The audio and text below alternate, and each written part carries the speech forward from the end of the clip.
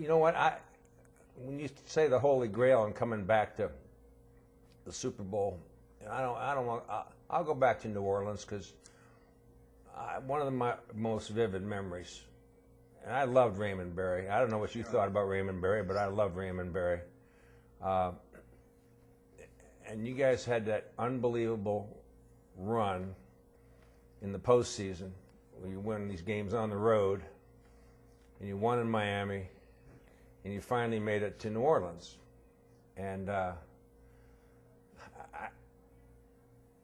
remember how that game went. I mean, Len Dawson went down. A lot of things could have happened. You know, talk about would it have changed the outcome? Who knows? But all I know is that you were the first guy I met in the locker room after the game, and it was not a pleasant moment. I know how down you were, but on the other hand, you just said, we just got our ass kicked out of there, and I couldn't get off the field fast enough. I think that was kind of what you said to me, and it was just, that was it. And I think when you talk about the Holy Grail and coming to get that close and to, in a way, be that far away at the same time. Well, you know, I guess what I was most frustrated about was two things. I mean, and I told Raymond this.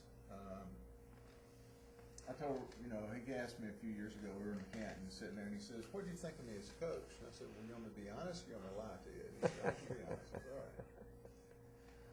Typical John, you know. But so I said, well,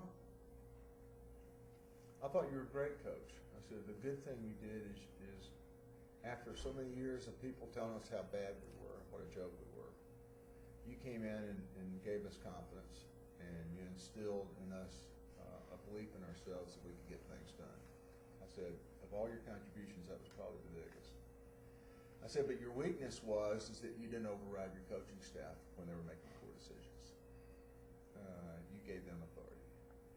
And I thought, Les Steckel, going into that game, we had won games for two reasons.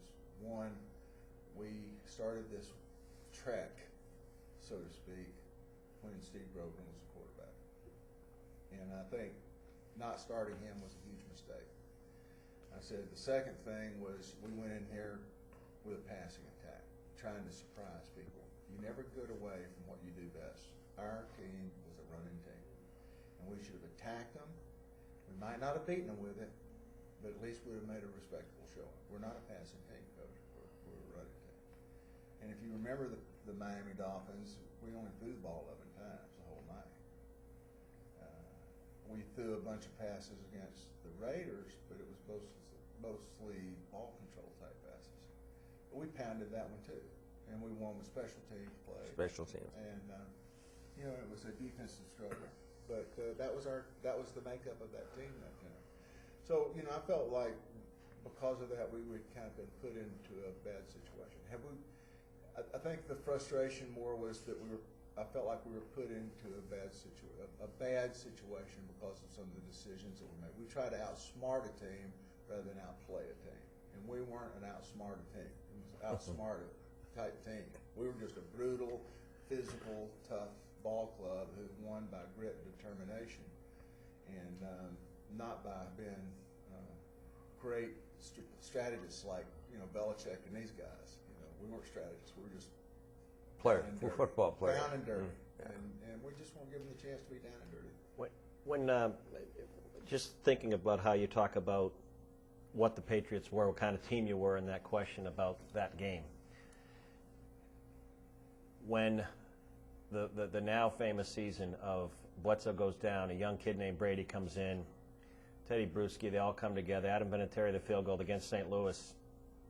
Where were you when they won, and what were your thoughts?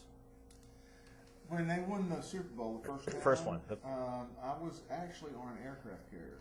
I was on the USS George Washington and doing a USO tour, and it was amazing. I mean, I just couldn't, when I saw it, I just couldn't believe it. And there again, it was very, if you remember the game, the Rams was, they were a passing team, very finesse oriented.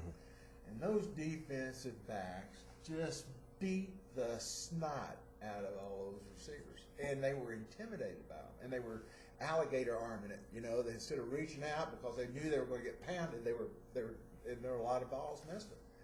And I think it was just a great physical ball team that on defense. And I just loved the way they played, and loved the way when they came out together as a team. I just said, man, this is great. These guys are